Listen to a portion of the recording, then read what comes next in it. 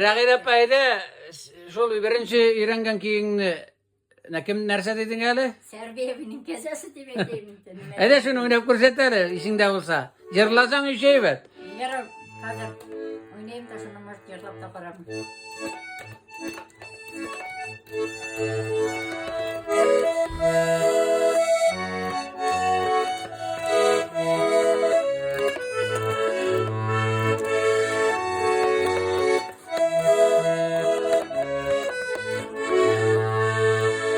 Haydi la param.